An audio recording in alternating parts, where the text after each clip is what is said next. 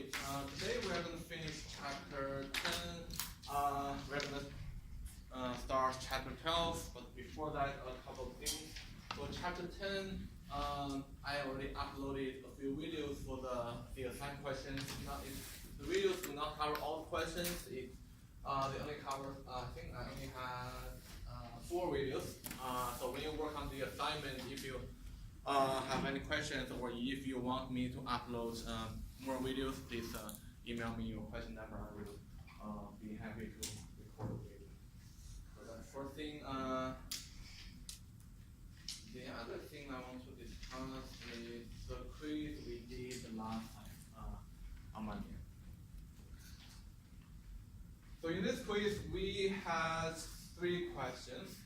The first question, so I was trying to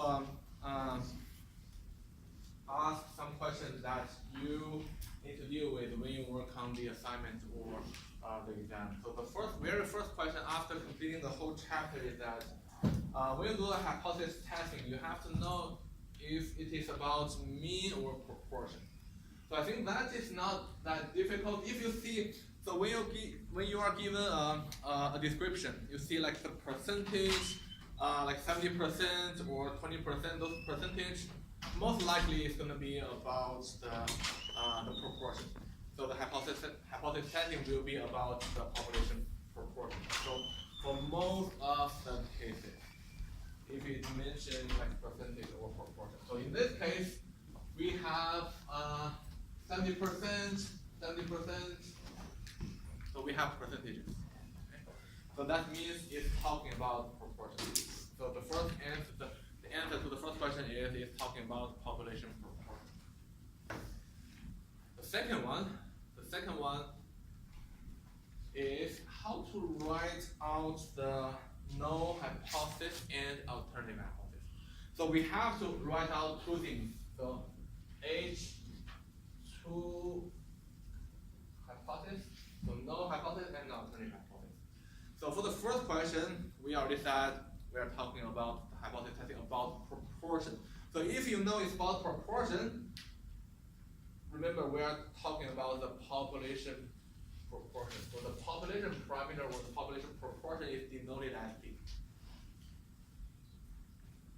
And in the null hypothesis, it's always equal statement. You don't have to worry about other options.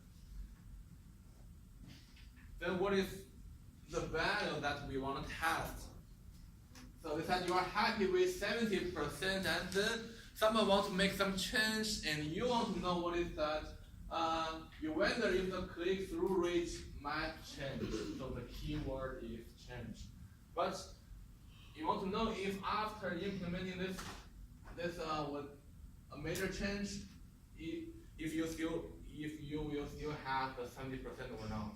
So you are still interested in the 70% or 0.7. Okay? So in the null hypothesis, you said, okay, it's not going to change.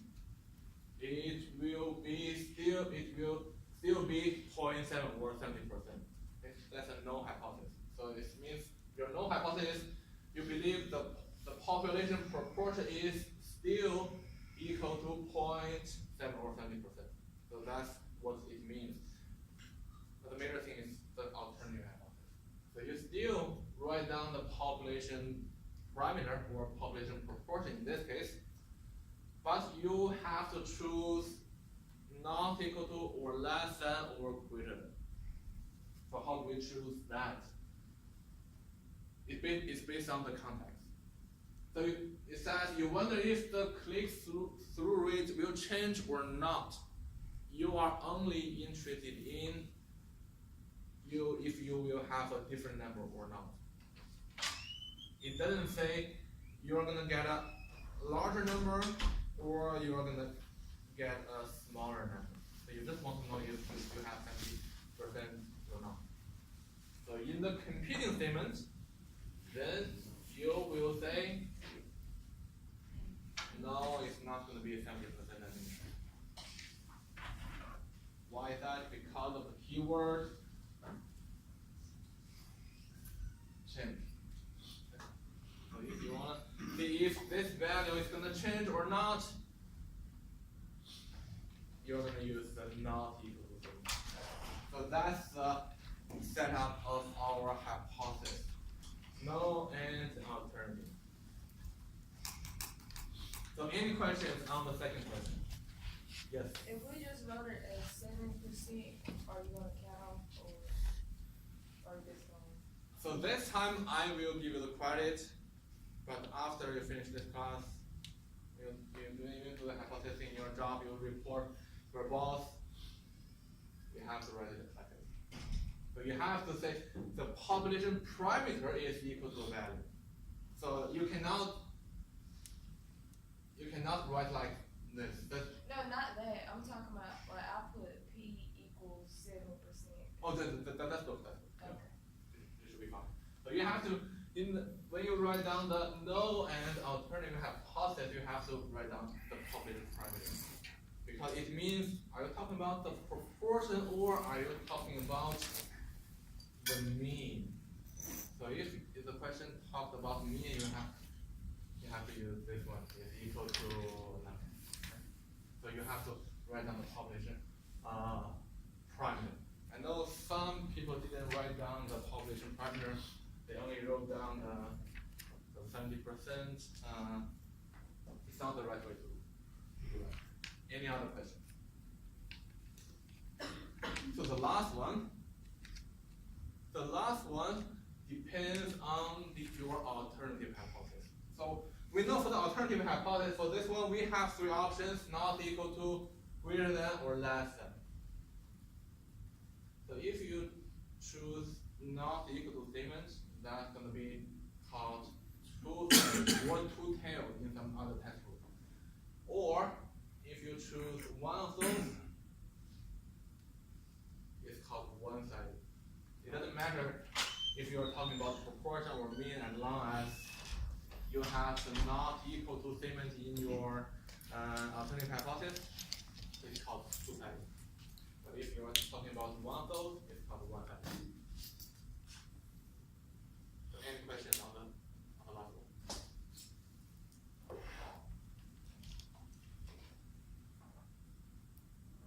Alright. So before we go back, I want to talk about one question in your assignment. It's not going to be difficult.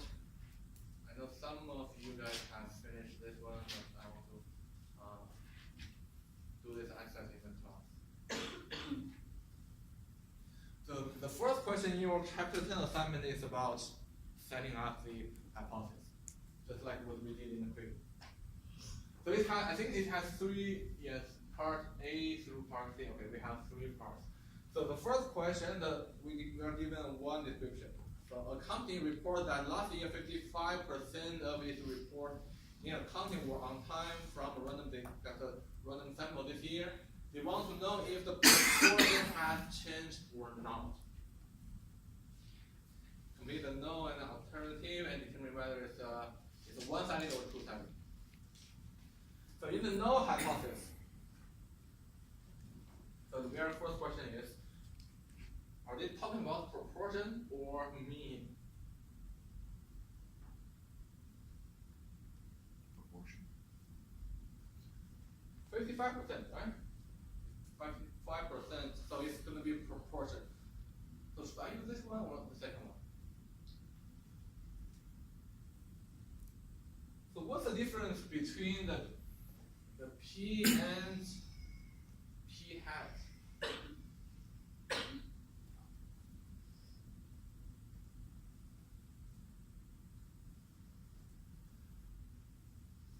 So P is the population proportion. So this is your population parameter. This is the population proportion. So simply just P without anything. But the P hat or some other textbooks, they say P bar. So P hat is your sample proportion. So if you see a hat or bar, it means it's a sample proportion. So this one is the population parameter. This is your sample proportion. So this value is from a sample. This value is from the population. So that's the difference. And in our hypothesis, hypothesis testing, we will never mention the sample information. We talk about the population proportion, we talk about population mean, so you can never mention the sample proportion or sample mean. So in this case, we use P. And in the null hypothesis, we said always equal, always equal. So there's no negotiation on that. So in the alternative hypothesis, it's still P, and should I use not equal to or less than or one of other? So how do we know if we Is use it that? not equal to? Why is not equal to? Because it's not asking if it's greater than or less than, it wants to know if it just changed or not. They only want to know if it has changed or not, right? So I don't care if you get a bigger number or smaller number. So I only want to know if it's still 0.55 or not. So it's going to be not equal to. And because we said it's not equal to, it's called two-sided.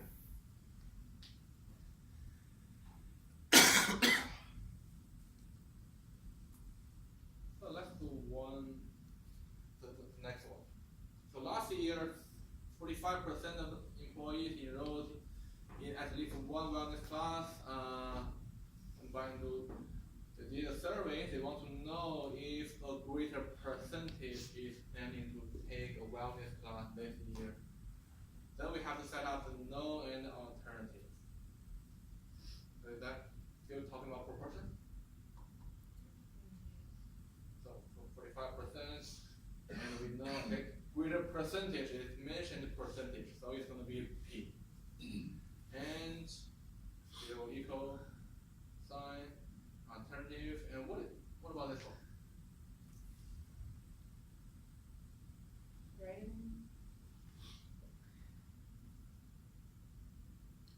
Because in the last sentence it says they want to know if a greater percentage, It's gonna be less than symbol. less than or Greater than. should be greater than, right? Greater than or equal to. Just greater than. Just greater. So in your alternative hypothesis, let's not mention the equal. So it's purely greater than. Then it's going to be called One-sided. one-sided.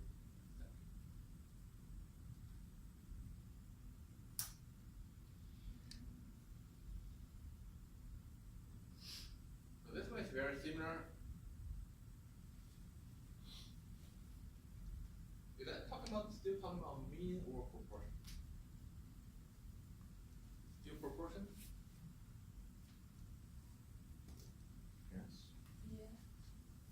Yes. When we talk about the election, those things, it's about proportion. Although it doesn't mention any keyword like proportion or percentage, but based on the context, we know it's about proportion. So it's going to be P equals the value and P, Less than. so it's going to be less than. That's because the keyword is less than. And then it's one side.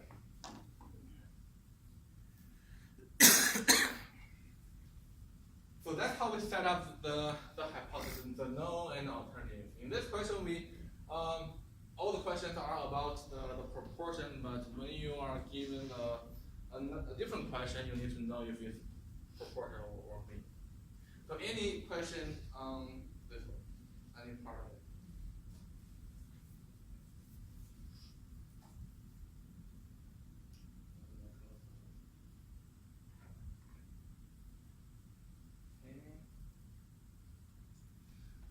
I think that's the last topic in chapter 10. We want to talk about errors. When we do hypothesis testing, we always have the chance to make errors. So we cannot eliminate the possibility of making errors when we do the hypothesis testing. So we have to know what is the chance that we are going to make errors, and what types of errors are there. So we are going to deal with two types of errors: type 1 error and type 2 error. So type 1 error is that the the null hypothesis is actually true, but we rejected it. So sometimes it's called false alarm or false positive. So if you work on the healthcare, you'll hear a lot of positive, negative, and so on and so forth. And type 2 error is the opposite. Actually, this guy is false. But the problem is you did not reject the null hypothesis. Although in fact it is false. So that's type 1 error and type 2 error. So notation wise, we use alpha, the significance level, to denote type 1 error. And we use beta to denote type 2 error. So why do we use alpha? So your significance level. So when we do the hypothesis testing, we said, okay, we need the threshold, alpha level, probably the 0.05. So why is the type 1 error equal to the alpha level?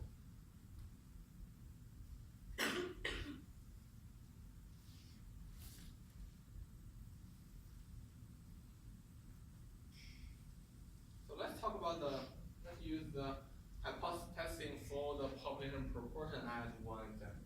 So let's say, so this is a standard normal distribution, and we say, okay, alpha level, so that's going to be the probability. So this tail, and let's talk about the two-sided hypothesis testing, just that example. So this tail plus this tail will be together 0.05. So if your Z score or Z statistic falls into either of those two tails or areas, that means you reject the null hypothesis because you said, okay, you see a really rare sample. So if the null hypothesis is wrong. But in reality, we still have some chance to see a sample from those regions. Although the chance is really, really low, you know, when you buy lottery, so that's a small chance, right? But someone will win the prize. So still it could happen. So that's why in case your sample is from this area and that is true, you still reject it, so you are making a type of error. It's still possible it's still possible that when there's no hypothesis is true, we may see a sample from here or there. Although the chance is really low, but it's not zero. If it's not zero, it's still possible to see that kind of sample. So that's why your alpha level is your type of error. So if you select a really small alpha level, that means your chance of making type 1 error is really small.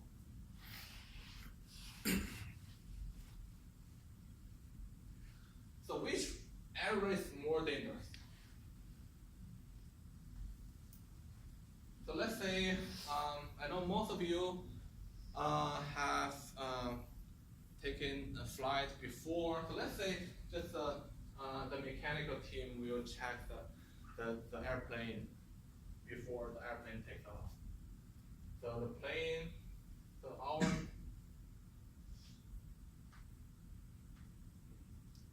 their null hypothesis is your airplane is okay. And the competing statement or the alternative hypothesis is, no, there's something wrong with your airplane. Let's not take off. Let's do some further checking. So what is type 1 error? So type 1 error is, actually this is true, you reject it. So the leader of the team said, okay, I think there's something wrong, so let's not take off.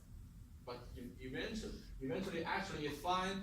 So the consequence is that it may cause some delay, but there's no damage and so on and so forth. It just causes some delay. What about type 2 error? You know, type 2 error is that actually, so in fact, this is not true. This is not true, but you fail to reject it. So in this application, the fact is the airplane has some problem, maybe some engine problem, and so on and so forth, but the mechanical team didn't find it. The leader said, okay, the airplane is fine, feel free to take off. So the leader failed to reject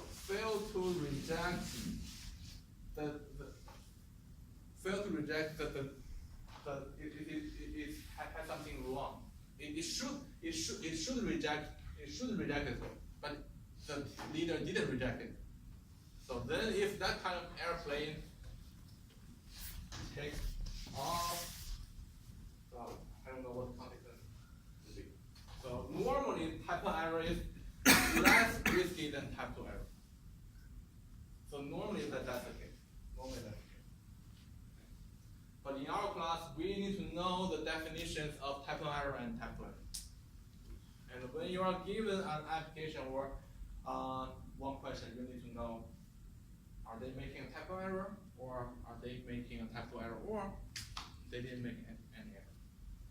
So any questions regarding the type 1 error and type 2 error before we looking at one example? I think I have to do this again.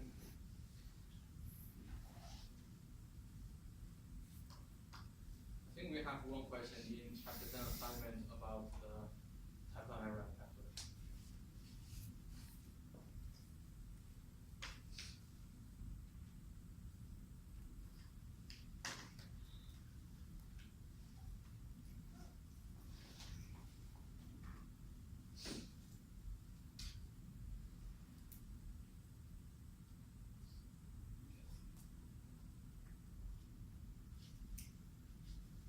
So here we have one application. So that pharmaceutical company has whether a drug leaves the headache relief rate from 25%. They did hypothesis testing.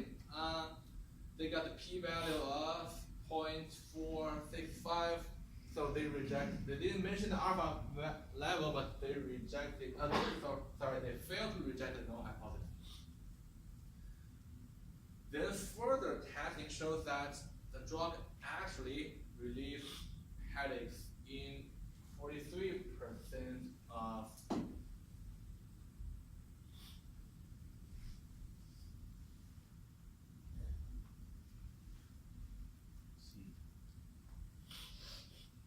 you mean the type 1 error?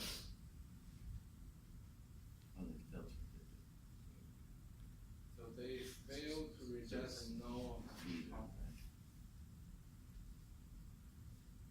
So what is the truth? So what is the fact? The fact is, so the last sentence. So the rate is 43%. So that's a fact.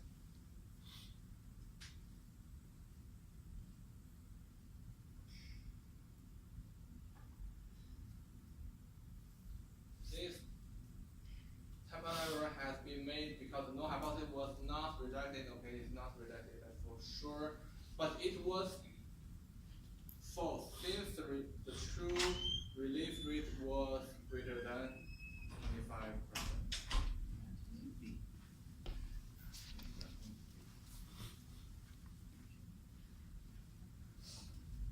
So the definition of the type 2 error is that it is true, but you did not reject it. So in this case, it's the type 2 error. You should reject the null hypothesis. You should reject the null hypothesis. So when we do this one, so let's just use the P as the population proportion or the rate.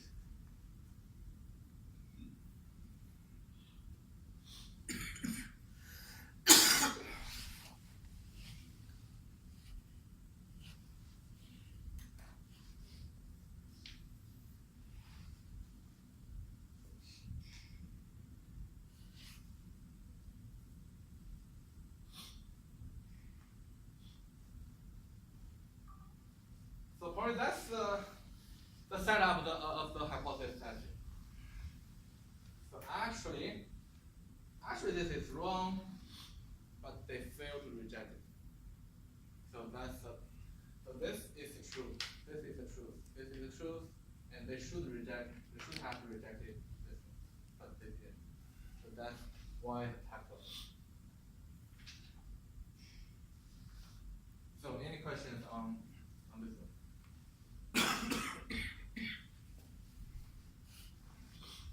So when you do this question, please be clear about the definition of the square.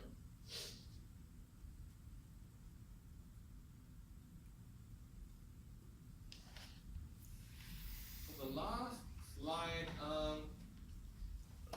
so this one we are not required to have in a test or assignment, but I think it's good to know this one. So it's called the power of the test. So the power of a test is the probability that when you do a hypothesis testing, you will correctly reject a false null hypothesis. So everyone hopes we can reject the false null hypothesis. Then we can prove this is correct. So the power of a test is 1 minus beta. So beta is the type 2 error. So beta is type 2 error. So 1 minus beta. You want to maximize or have a greater value for the 1 minus beta.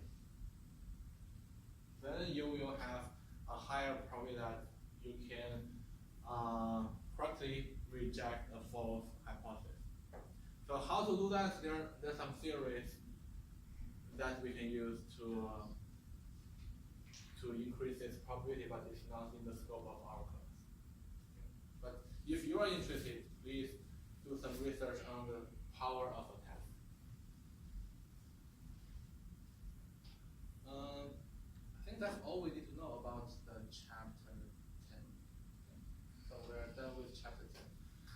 So we know chapter 10 is about hypothesis testing. We are studying a population parameter. Either it's a proportion or it could be a population mean.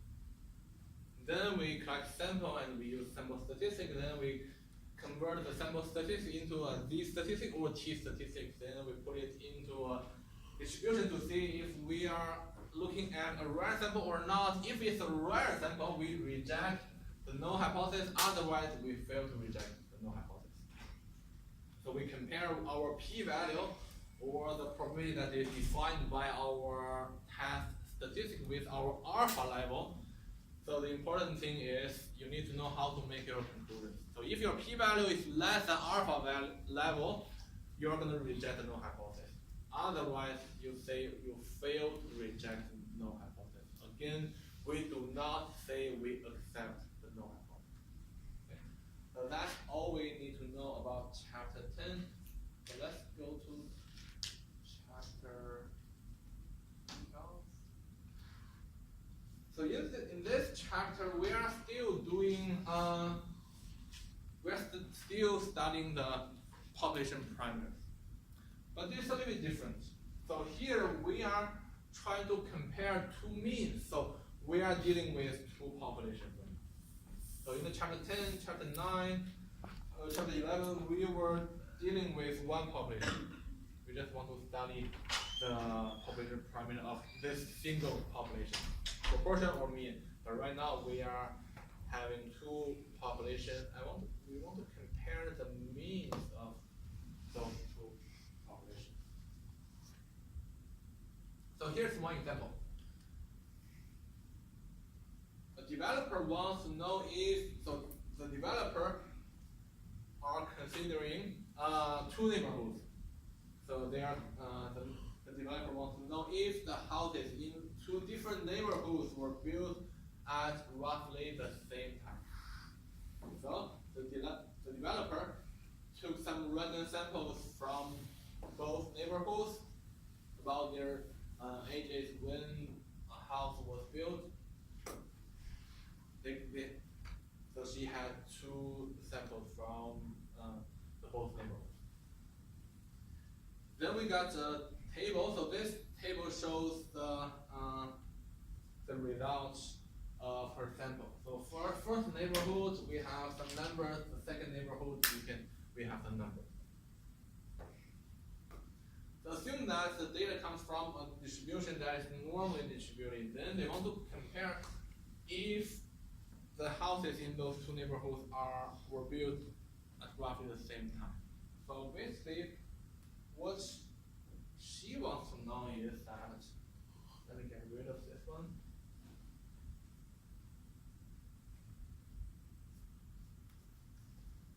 So let's use the mu. So mu1 to denote the average age in the first neighborhood. And let's use mu2 to denote the average age or the mean age of the second neighborhood. So she wants to know if they are equal or not. So that's why she took some random sample, they had some numbers, and let's use the y1 bar. Let me use a different bar.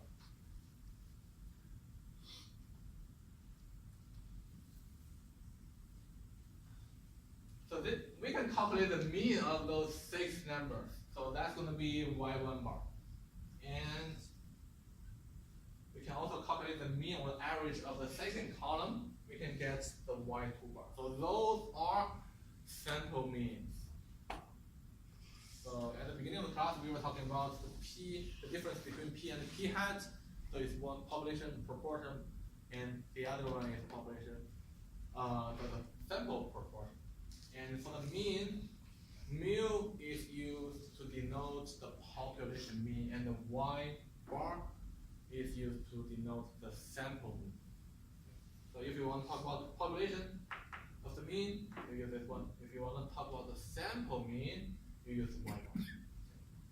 So if we do the calculation, take the average. I didn't do the calculation, but let's assume they are different. The sample means are different.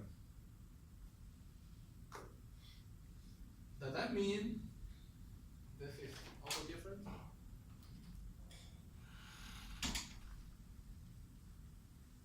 Probably not. So we are not sure. So that's why we have to do some hypothesis test or constant interval. So that's what we want to do. So we want to compare the two means.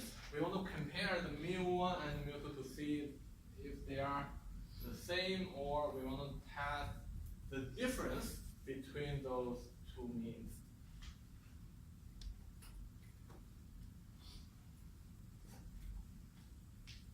So I can just do a simple translation from here to,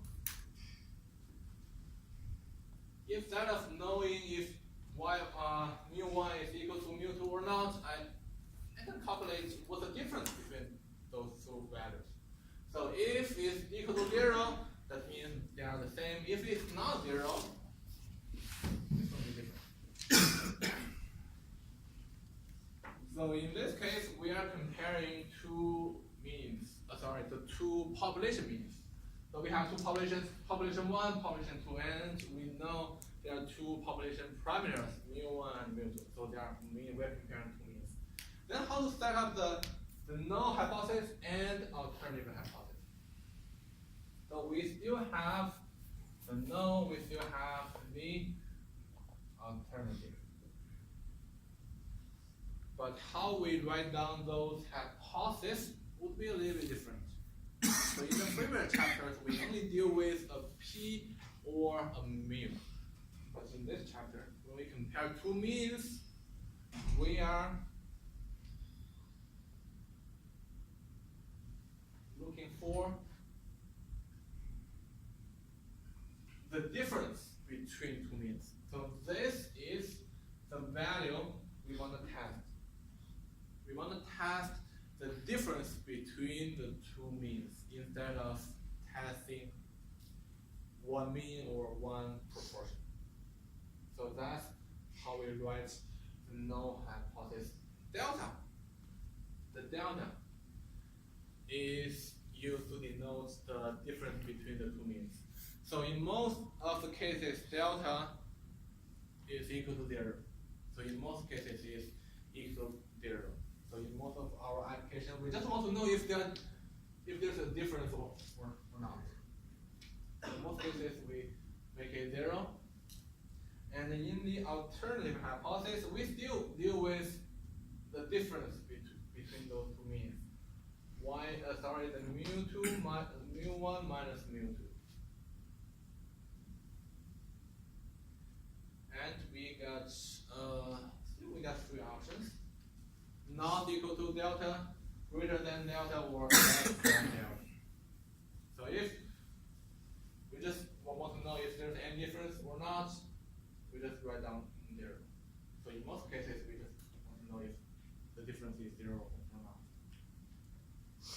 So remember, we are not dealing with one mean or one proportion anymore. We're dealing with the difference. So when you compare two means, this is how you write down your hypothesis. So any questions on this one?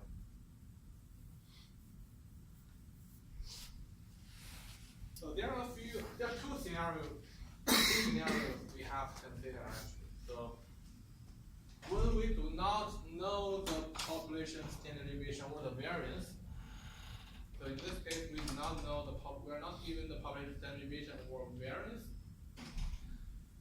Then how do we do hypothesis testing? We are using the t-statistic. Although the setup of the hypothesis testing is a little bit different, but the logic, the theory is the same. We need to have our sample. We need to get our sample statistics. In this case, it's sample mean from the first population, sample mean from the other population. But here, we need to calculate the t-statistic. So here we have the whole expression to calculate the t-statistic. So the first term, y1 bar minus y2 bar. With that, here sample means. Assuming we already have the sample, we already have two samples. So we just want to calculate the mean of. If we go back, we just want to calculate the mean of those 6 numbers and the mean of those 6 numbers as y1 bar and y2 bar. So we should have those two numbers, y1 bar and y2 bar. Delta 0.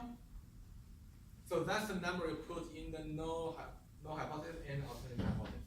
So normally it's 0. So in most of the cases, we just ignore this term because it's 0. So we don't have to worry about this term in most of the cases. Then at the bottom, we have square root of s1 square over n1 plus s2 square over n2. What is s1 square? What is s1? What is s2? Remember, I think we repeated this multiple times. Small s is used to denote sample standard deviation. So S1 means the standard deviation of the first sample. So we get 6 numbers, you just, in Excel or in the second, you just calculate the standard deviation of those 6 numbers. And S2 is the sample standard deviation from the second sample. We have the other 6 numbers there, so you just calculate the standard deviation of the other 6 numbers. And N1, we use N to denote the sample size. So in that case, N1 is 6 because we have 6 houses in the first sample or first neighborhood, and N2 is also equal to 6. We also have 6 houses in our sample from the second neighborhood. Then you can calculate the t-statistic. So after we have the t-statistic, what's going to be the next step? If we want to do a hypothesis test, what's the next step? Let's assume we already have the t. So let's say t is equal to 0.04.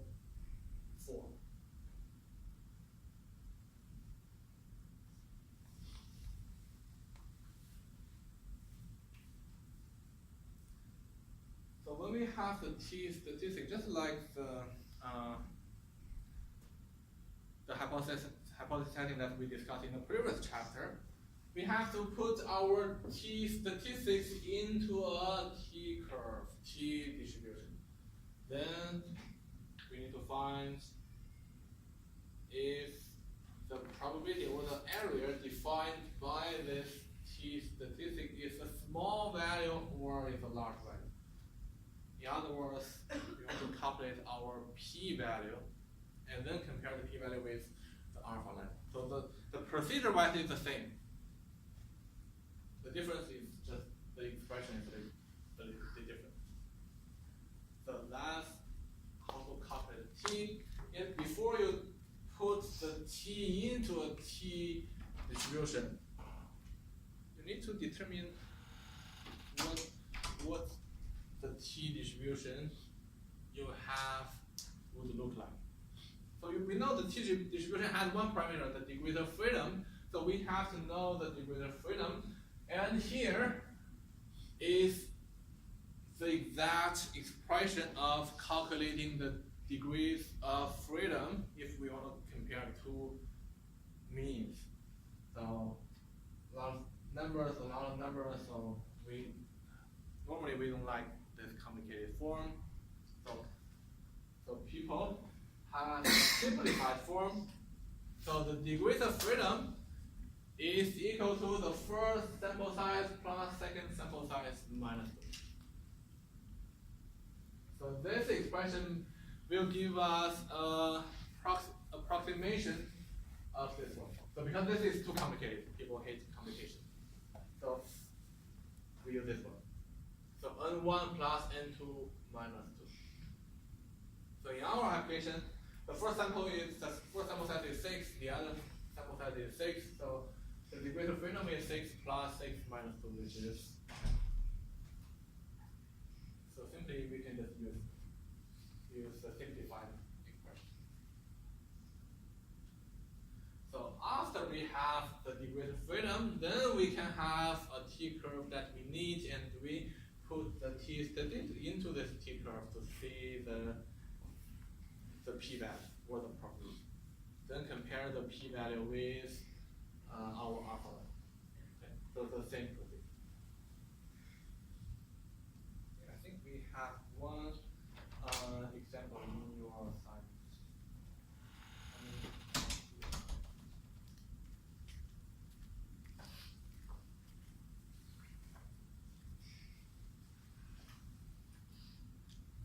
So that's first question in your chapter 12 assignment.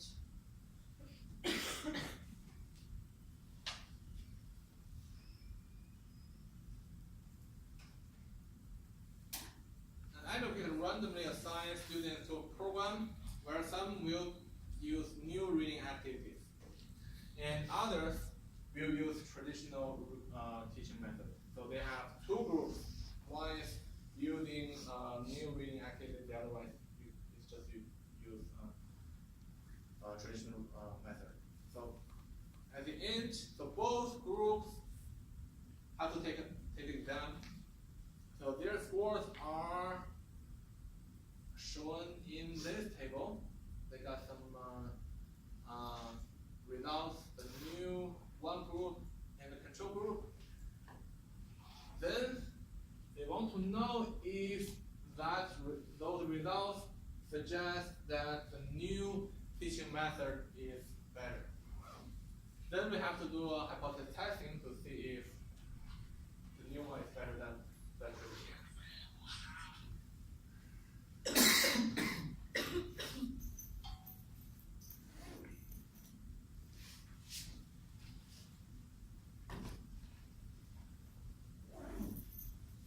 Then before we do any calculation, so how to set up the hypothesis testing?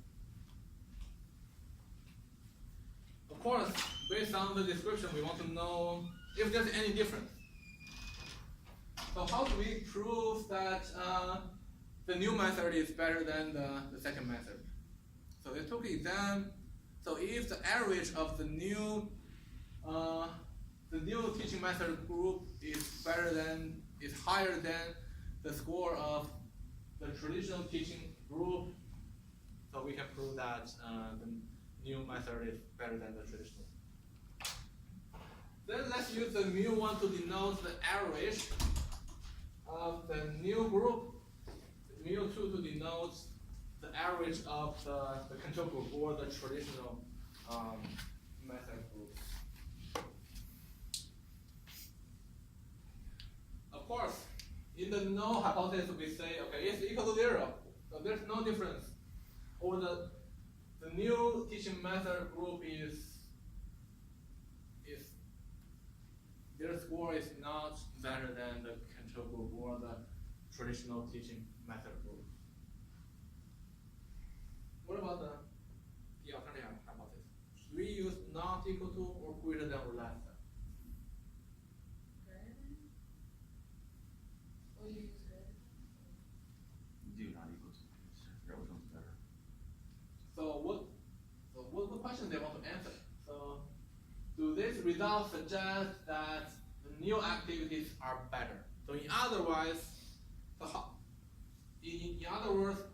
how to know if the new group is better? We have to know if the new group, this score or this average score is higher than this one, right? So if it's higher than this one, that means the new method is better than the traditional. So A. So that would be H. So purely based on what they want to know. They want to know if Y is better than the other one. So in this case, it's greater than. So the first average grade should be better than. It should be greater than the second average grade if you wanna prove Y is better than the other. Then what's the T statistic? And I believe we need to calculate the p-value as well. So let's not do the manual calculation. So we have the table here. Let's open that in the site. So in this chapter, you are going to use stack quantum technology a lot to calculate the T or the p-value. So let's make sure we know how to do this calculation in the stack. So you open the table in the StatCrunch. So you go to stat, because here we are talking about mean, so we use T stats, and then it's going to be different. We will go with full sample and with data. Because we have the raw data, so we have to use the with data on that. So if we were given the sample mean, sample standard deviation, sample mean, sample standard deviation, we could use the with summary, but this time we are not given those summary data, so we are just given 2 columns of data, so we use with data option. So stats, T stats, 2 sample. Be careful, we use 2 sample, not 1 sample anymore. Then with data for this particular question.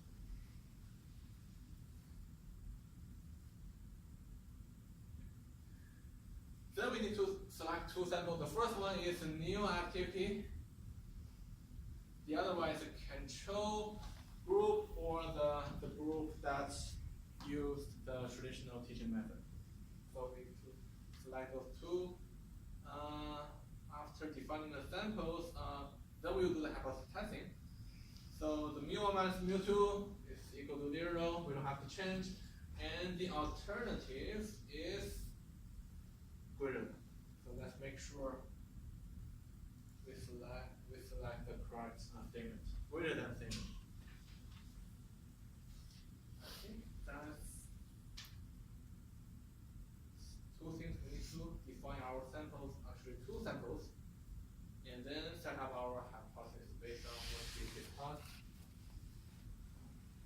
Then that's it. That's compute.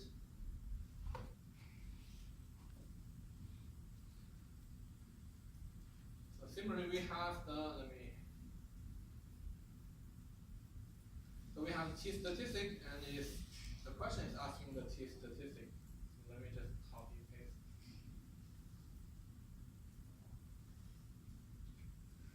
3 decimal places. Let's be careful about the rounding. So is that 0.753 or 4? Usually 4. Alright, you gotta delete 3. Sorry.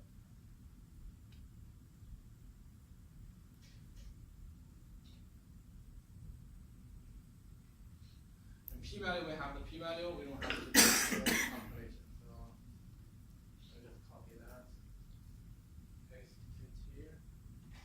Extra wrong 4 decimal places, okay. Good. So what? So alpha level. Let me put the p-value here. So the p-value is 0.0455. Then the last, assume that's the last version. So alpha level is 0.05. What's your conclusion?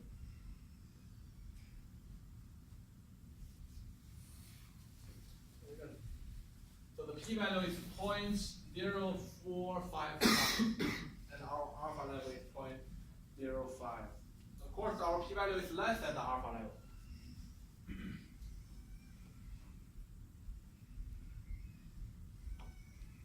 We reject or not reject, or fail to reject.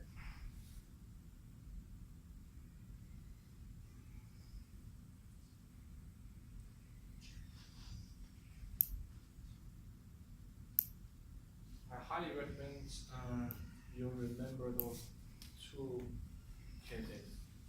If the if the p-value is less than alpha level, what's our conclusion? And otherwise, what's the conclusion? So when the alpha level, the p-value is less than alpha level, we should reject the null hypothesis. We should reject. And it's going to be C or D. So if we reject the null hypothesis, do we have enough evidence? Does that mean we have enough evidence, or it means it doesn't mean we have enough evidence? I mean, how many tests do you need? I don't know. We already did our test. Based on our sample, we already have the p-value, 0.0455. So that's our evidence. So we have to rely on this p-value. But does that p-value support? So we said we reject the null hypothesis. If that p-value,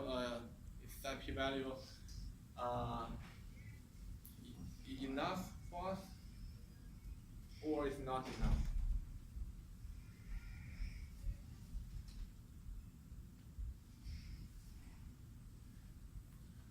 So let's say this.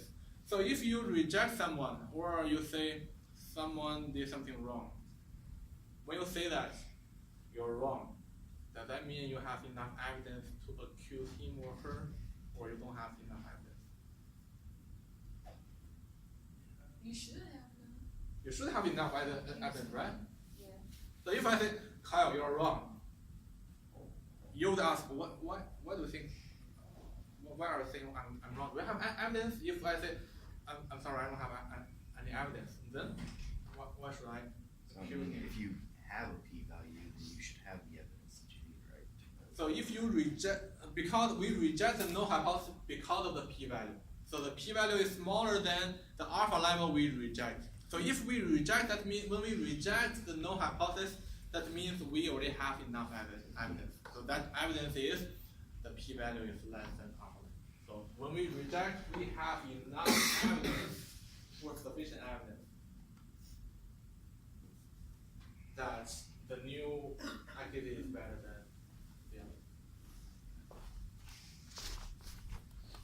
So any questions on this one? I Yes. was trying to do the calculation, but I still, it's not, when I'm putting in, it's not giving me the right answer. So you mean the intercept function? Yeah. Let me do this again. Step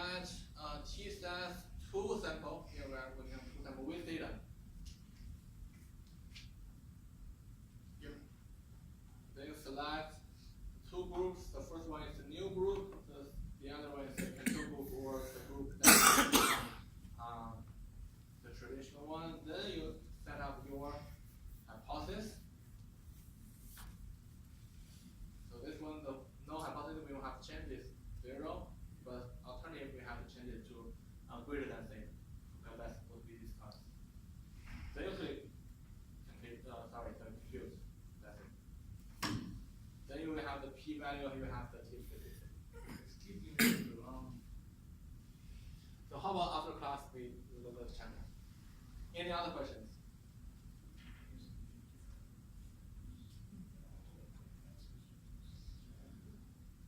So in most of the cases, we do not know the population standard deviation. We don't know the population variance, so we use this is what we do. But in some rare cases, we would be given the population variance or population standard deviation. Then, still the setup is the same. The known and alternative would be the same. The only difference is the test statistic we would be using. So in that case, if we are given the population variance or standard deviation, we are going to use the Z statistic. So Z is equal to, still we have the sample mean, so we have the hypothesized value, delta, square root of, the same thing. The only difference is that instead of using the sample standard deviation, we are using the population standard deviation. That's the only difference. Then based on this one, based on the Z, because we are using Z right now, we know Z follows the standard normal distribution. So we are going to use, instead of putting the test statistic into a T-curve, let's put this one into a standard normal curve. Then calculate the p-value and then the compare the alpha level with the p-value. So in most of cases, we go with the t-stat.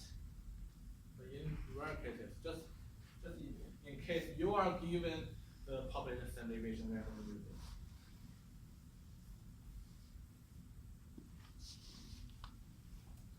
So in this case, we don't have one example for that, but I just want to let you know which function you need to use. So if you are given the population standard deviation, you are going to use the Z-stat 2 sample with data, with data or with something based on the so instead of using T-stat, let's use the Z-stat if you are given the population standard deviation or the variance.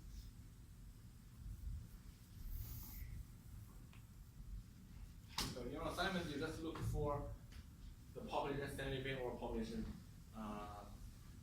variance. So if you do not see any words about population standard deviation or variance, you just assume it's not given. You just use the T-stat.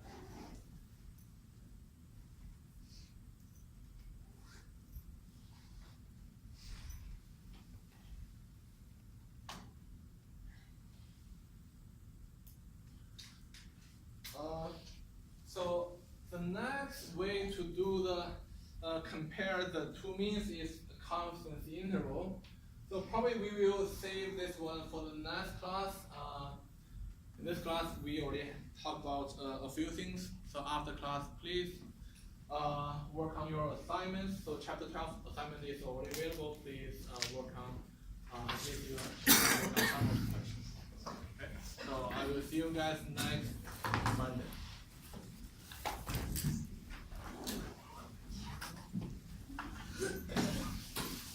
So we have the row here, so if you are late, please have your sign. Hey, I wasn't late, but she never came. Yeah, it was right.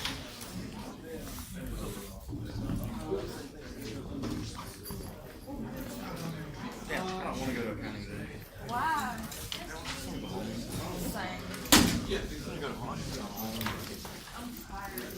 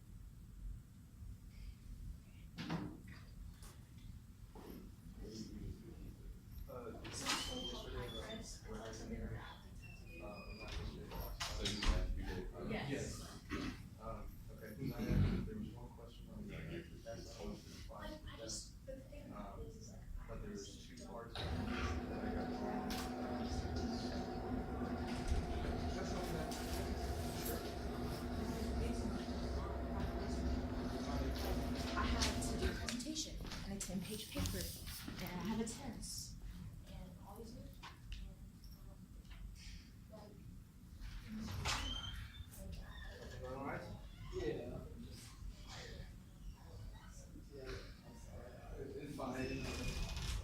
I get my sides done. Okay. It's just, and not me, I'm not trying to disrespect. So we have a few more days, then we have time to break. Mm-hmm.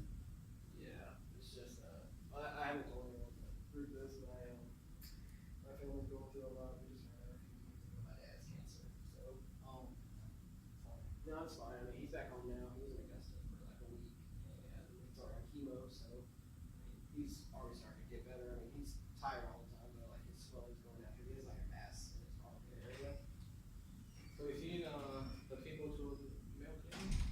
He went to, South Georgia Medical for a while, and, then they said they couldn't help him, so then he went out to Augusta, because they had a doctor Okay. there that was more specialized in the cancer they think he had. Okay. And he specified saying he doesn't have that cancer, but he was still able to help, so. Okay. Yeah, there's a lady in our church, she had cancer a few times. She goes to the Mayo Clinic in Jacksonville. Jacksonville. Yeah, but I think it really depends on what kind of cancer you're. Well, we thought it was freaking lymphoma, but I think I pronounced that wrong, but now they're saying it is, and I'm not sure what kind it is now. But it's a liquid tumor, so it can be killed with chemo. Oh, Yeah, it was this one, it was like 0.55, 0.57, and then like 6 on it. Okay, so I said that wrong. And then this one was, yeah, okay. okay, yeah, that one I think I put 3 on accident, that one, but I just wanted to bring it up, I didn't know. That's the only question? I think, I'm pretty sure, I guess I know the pictures at the time, just because I was gonna bring it up.